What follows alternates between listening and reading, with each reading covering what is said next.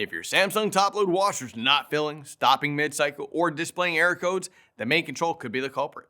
I'm William with AppliancePartsPros.com, and today I'll guide you through testing and replacing this part. Don't worry if this is your first time working on appliances. It's easier than you think. Let's get started. With over 2 million products in stock and the know-how to help you do it yourself, we are AppliancePartsPros.com. Let's start by gathering our tools. For today's work, we'll need a multimeter and a Phillips screwdriver. Also, please remember that safety comes first. Always disconnect your top-load washer by unplugging it or switching the breaker off. Grab your Phillips screwdriver and remove the screws securing the console back panel. Separate the back panel from the console and set it aside.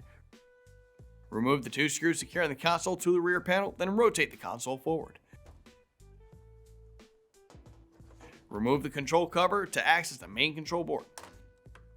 Locate the black wire at connection CN1 pin 4 and the yellow wire at connection CN8 pin 3. Plug in the power cord and grab your multimeter. Extreme care should always be taken to protect against electrical shock, which could result in serious injury. Do not test live voltage if you're uncomfortable using a multimeter around live electricity.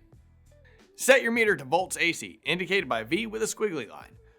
Insert the probes into the located wires and start a drain and spin cycle.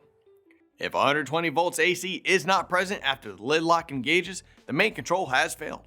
If voltage is present, something else is causing your washer to not drain.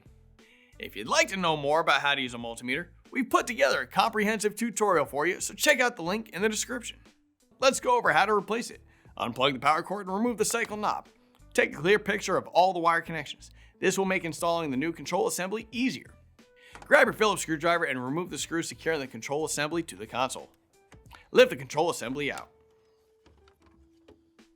Here's the old control assembly and here's the new one. If you've already got one, great. If not, you can pick one up at AppliancePartsPros.com. Set the new control assembly into the console and secure it using the screws we removed earlier. Reconnect the wires to the control assembly and reinstall the control cover. And reinstall the cycle knob. Rotate the console back into position and secure it with the 2 screws we removed. Reattach the console back panel. Plug the power cord back into the outlet. With that, the repair is complete. Great job replacing the main control on your Samsung top-load washer. We'd love to hear how your repair went, so feel free to share your experience in the comments below. If you found that you need a new main control, just head over to AppliancePartsPros.com with your model number in hand. Most orders arrive in just a couple of days, so you can have your washer running smoothly again in no time. Thanks for letting us assist you, and we look forward to being a part of your next project.